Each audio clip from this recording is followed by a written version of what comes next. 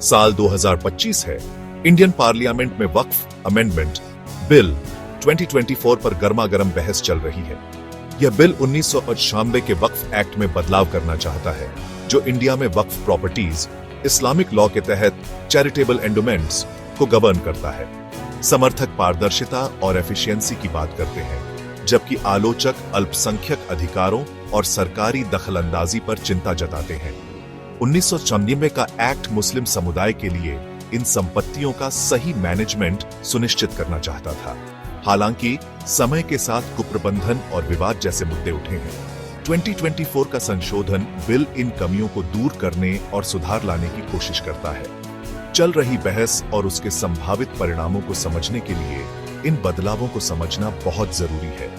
ये बदलाव वक्फ मैनेजमेंट के कई पहलुओं पर असर डालते हैं, जैसे कि वक्फ का गठन और वक्फ बोर्ड का कॉम्पोजिशन। यह बहस इंडिया जैसे विविधतापूर्ण देश में धार्मिक कानूनों, अल्पसंख्यक अधिकारों और शासन के बीच तालमेल बिठाने की जटिलताओं को दर्शाती है।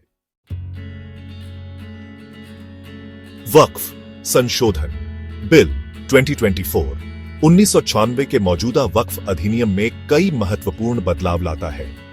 वक्फ के गठन में केवल घोषणाओं या दान को ही वैध तरीके के रूप में मान्यता देता है।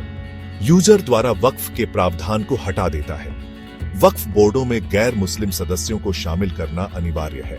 केंद्रीय वक्फ परिषद में 2 गैर मुस्लिम सदस्य भी शामिल होंगे। सरकारी संपत्तियों को वक्फ घोषित किए जाने के मुद्दे को भी संबोधित करता है। वक्फ विवादों के फैसले के लिए ट्रिब्यूनल के गठन को संशोधित करता है। इन प्रावधानों का उद्देश्य वक्फ प्रबंधन में पारदर्शिता बढ़ाना है। वक्फ संशोधन बिल 2024 ने एक तीखी बहस छेड़ दी है, जिससे राजनीतिक और सामाजिक विचारधाराओं में मतभेद पैदा हो गए हैं। सरकार का तर्क है कि वक्फ प्रबंधन में पारदर्शिता, जवाबदेही और दक्षता लाने के लिए ये संशोधन आवश्यक है। उनका तर्क है कि मौजूदा कानून पुराना है और दुरुपयोग होने का खतरा है, जिससे कुप्रबंधन और भ्रष्टाचार होता है। वक्फ बोर्डों में गैर मुस्लिम सदस्यों को शामिल करने का उद्देश्य समावेशिता को बढ़ावा देना और निष्पक्ष दृष्टिकोण सुनिश्चित करना है। वक्फ के दावों से सरकारी संपत्तियों को हटाने के प्रावधान को फिजूल की मुकदमेबाजी को रोकने के लिए आवश्यक माना जाता है। दूसरी ओर विपक्षी दल और मुस्लिम समुदाय के कुछ वर्ग इस बिल को धार्मिक स्वतंत्रता और अल्पसंख्यक अधिकारों के उल्लंघन के रूप में देखते हैं। उनका तर्क है कि संशोधन सरकार को अत्यधिक शक्ति प्रदान करते हैं, जिससे वक्फ बोर्डों की स्वायत्तता कमजोर होती है। आलोचक वक्फ को दान देने के लिए कौन एक अभ्यासरत मुस्लिम के रूप में योग्य है, यह निर्धारित करने की व्यावहारिकता के बारे में भी चिंता व्यक्त करते हैं।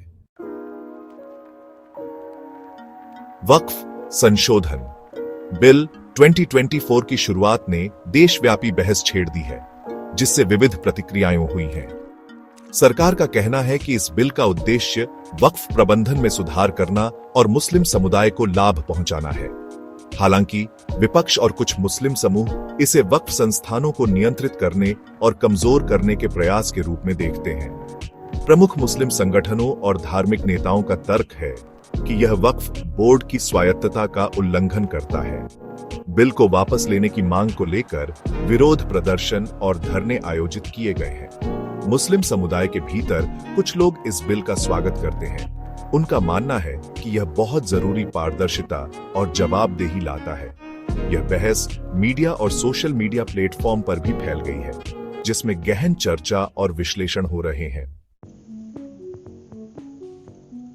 चूंकि वक्फ संशोधन बिल 2024 विधायी प्रक्रिया से गुजर रहा है, इसलिए इसका भविष्य अनिश्चित बना हुआ है।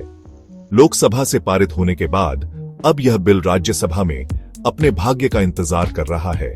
यदि यह पारित हो जाता है और राष्ट्रपति की सहमति प्राप्त कर लेता है, तो यह कानून बन जाएगा, जिससे वक्फ प्रशासन में महत्वपूर्ण बदलाव आएंगे। ये संशोधन वक्फ प्रशासन के परिदृश्य को बदल सकते हैं, वक्फ बोर्डों के भीतर शक्ति समीकरण को बदल सकते हैं। गैर मुस्लिम सदस्यों को शामिल करने से बाहरी प्रभाव और हितों के टकराव के बारे में चिंताएं पैदा हो सकती हैं। सरकारी संपत्तियों से संबंधित प्रावधान स्वामित्व और स्थिति को लेकर मुकदमेबाजी को जन्म दे सकता है। यह बहस धार्मिक स्वतंत्रता, अल्पसंख्यक अधिकारों और धार्मिक मामलों को विनियमित करने में राज्य की भूमिका के प्रति संवेदनशीलता को उजागर करती है। आगे का रास्ता अनिश्चित बना हुआ है, जिसमें अवसर और चुनौतियां दोनों हैं, क्योंकि राष्ट्र इस विवादास्पद कानून के निहितार्थों से जूझ रहा है।